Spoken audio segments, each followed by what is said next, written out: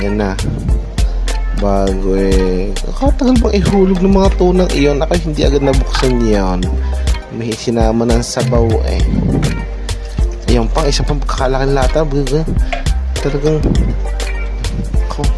yan, asin at paminta. Hindi ho tayo nagamit ng bitchin. Yun isa, binuksan na, nakakulo na. Kakasarap ba na yan na.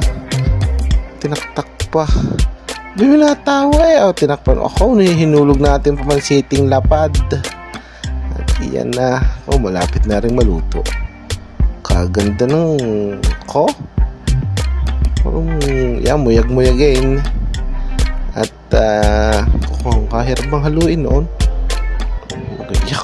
Ginadgara na nga po ng ating pampasarap na keso. At ito nga po ang ating pesto pasta.